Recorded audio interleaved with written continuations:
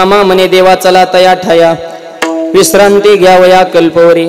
अहो देवाला विसावा, जगाला विसावा देवाकडे, पण देवाला विसावा संतांकडे। विश्रांतीचा ठाव पायी संताची अभाव।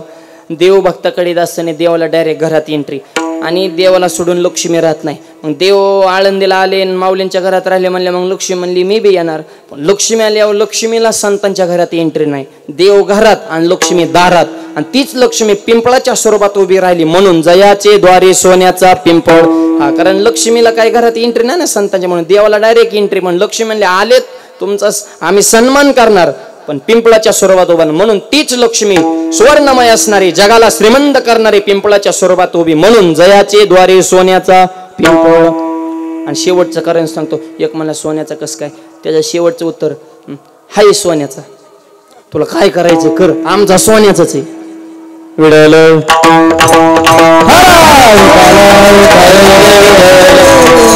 तारा सोन्याचा पिंपळ, आणि अंगात अंगी ऐशी बळ रेडवळ ताकद सामा पुत्र मुखी बोल बने सुरती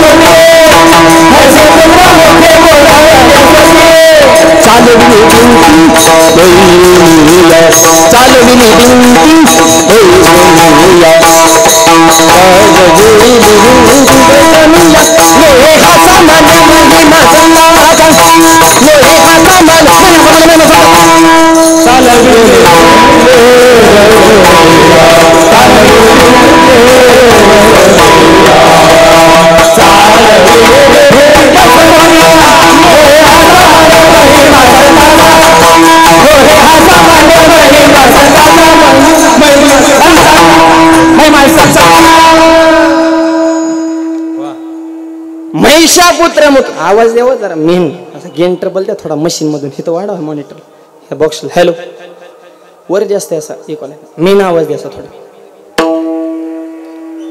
महिषापुत्र मुखी बोलवणे श्रुती चाल विली विनती वैश्वनिया अंगी आईशे बोल रेडा बोलला वेद नाही बाबा पैठण मधला प्रसंग पैठण मध्ये ठेवला विडा ज्ञानोबा तुम्ही बोलवा रेडा ज्ञानोबा म्हणले मी बोलवतो रेडा पण निवृत्ती दादा तुम्ही फक्त आज्ञा सोडा मुक्ताबा म्हणले ज्ञाना तुझ्या तोंडात पुढे पेडा अरे ऋग्वेद बोलला रेडा तवा पंडित झाला येडा विठ्ठल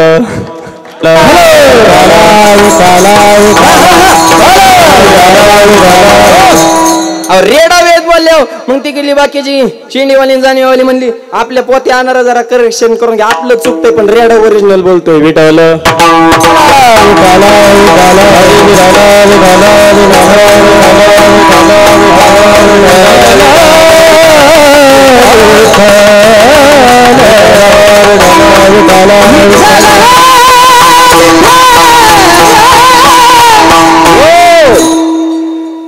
धारा सोन्याचा पिंपळ आहे अंगामध्ये रेड्याकडून वेद ओढून घेण्याचं सामर्थ्य आहे रेडा वेद बोलत नसतो पण बोलवणारे जर ज्ञानोबरे असतील रेड्याचा सोडा दगडाला ज्ञान होतंय ज्ञान होय मुडा आती मूर्ख त्या दगडा अरे रेडा तर सजीवाला पण दगडाला सुद्धा पाजर फुटतो ही ज्ञानोबऱ्यांची ताकद आहे विठ्ठल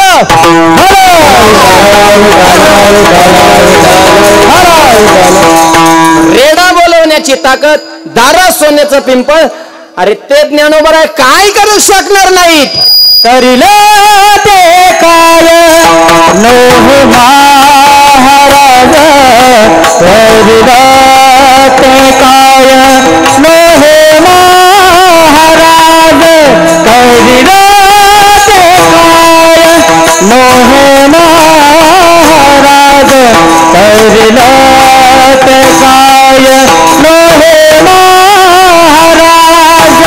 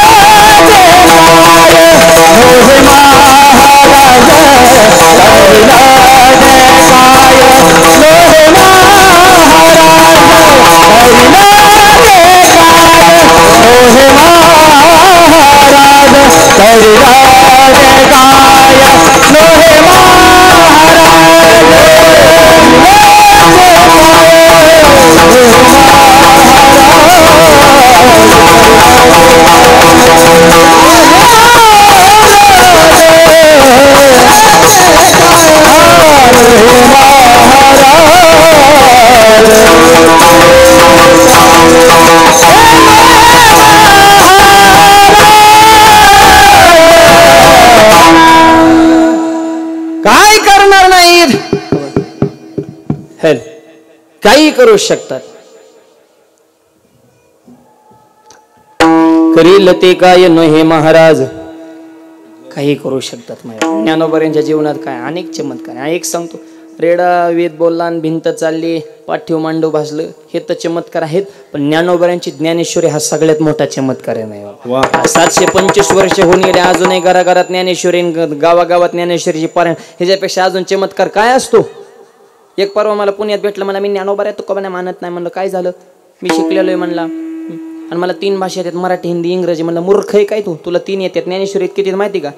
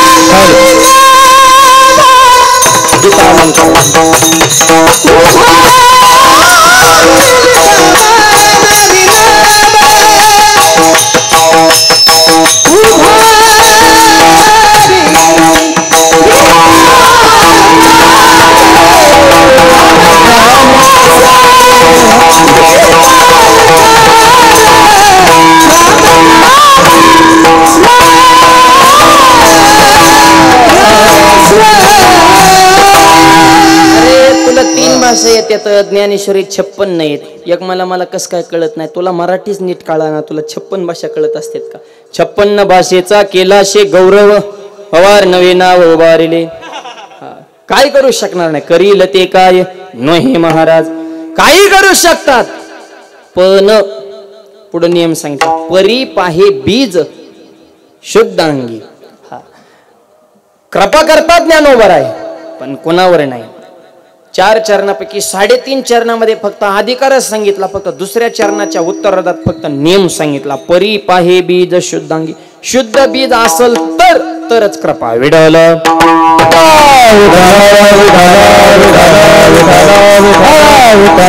नियम महत्वाचा आहे. पुणे मुंबई एक्सप्रेस हायवे फार सुंदर आहे मायबाप, हायवे सुंदर आहे, पण बैलगाडीला एंट्री नाही ना.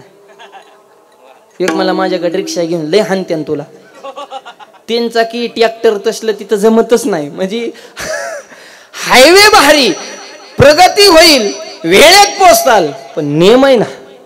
तसं ज्ञानोबा कृपा होईल, पण नेम आहे परी पाही बीज शुद्धांगी. शुद्ध बीज असेल तर ज्ञानोबा कृपा करतात.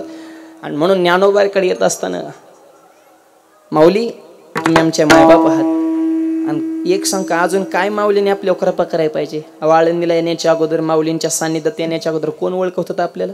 हे सर्व गायक वादक आमच्या सारखे कीर्तनकार.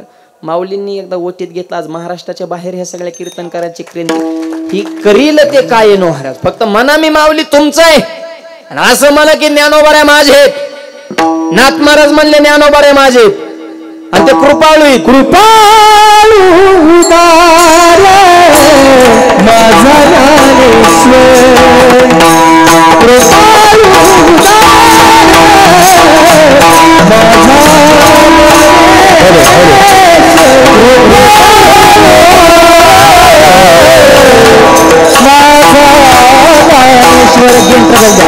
कृपाळू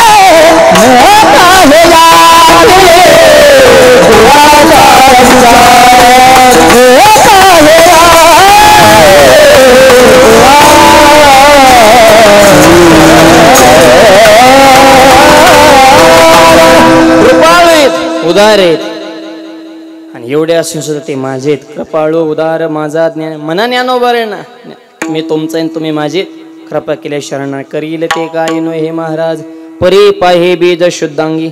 राहिलेला 2 चरणाचा भावार्थ उर्वरित मोजक्या वेळेमध्ये पाहू. हाताना टाळी मुखानं नाम सर्वांनी मोठ्या प्रमाणात भजन करायचं. विठोबा कुमारी